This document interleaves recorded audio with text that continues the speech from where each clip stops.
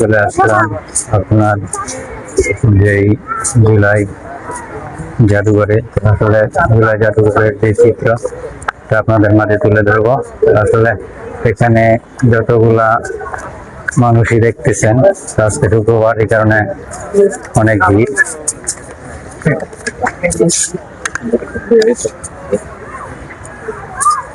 তো আসলে এই জায়গাটায় আপনার অনেক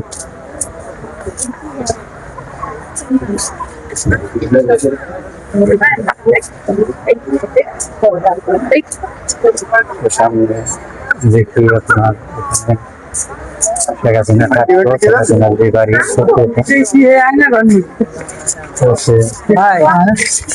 এই যে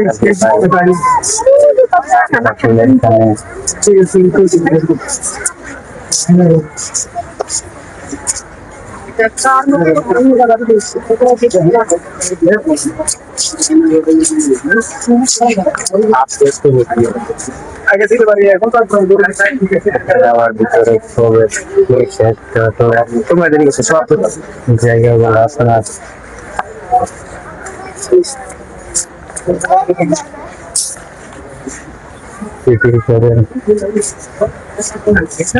তুলে রেখেছে।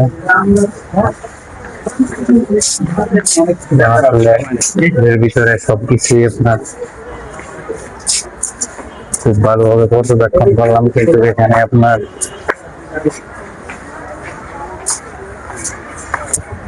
যে অবস্থাটা দেখতে পারলাম যে আপনার এত কোটি টাকা, তো এটা সম্ভাবনা আপনার করছে প্রায়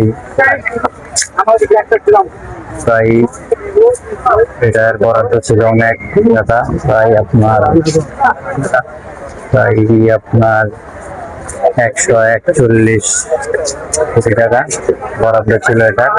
তো আসলে এটার ভিতরে যে পরিস্থিতি অনুযায়ী আপনার মনে হয় না যে আপনার টাকা ইনভেস্ট করা হয়েছে। তো আসলে এটার ভিতরে যা দেখলাম ছবি আর হচ্ছে আপনার মনে করেন যে ছবি আছে এবং কিছু মূর্তি আছে যেগুলো আপনার মনে করেন আমাদের ইসলামের বিরুদ্ধে। তো আসলে এই মূর্তিগুলোর ভিতরে স্থাপন করা হয় এত কোটি টাকা খরচ করে। তো আসলে এখন আমি যে জায়গাটায় আছি সেই জায়গায় হচ্ছে আপনার এখানে গণকবর, সাধারণ যে মানুষ আছে তাদের যারা এখানে মনে করেন যে যারা এইগুলাই আপনার জীবন দিচ্ছে তাদের কিছু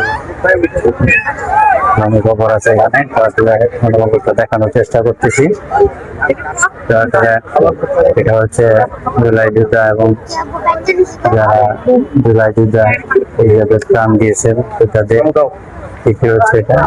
এখানে তাদেরকে গণকবর দেওয়া হয়। আসলে এটা হচ্ছে মূল যে ইয়েটা গণকবরটা। আসলে এখানে হাজার হাজার মায়ের সন্তান দাফন করা হয়। আসলে এটা অনেক মানুষ জায়গাটাতে।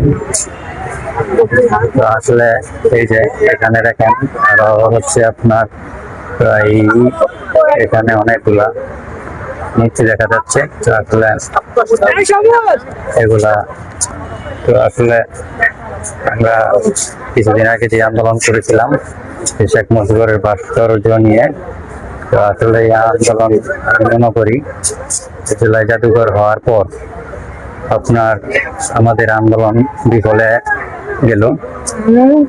আমি ভাবি বিফলে গেছে। তো আসলে জুলাই যোদ্ধা হিসাবে আমার এর চেয়ে বেশি আর কিছু বলার নাই।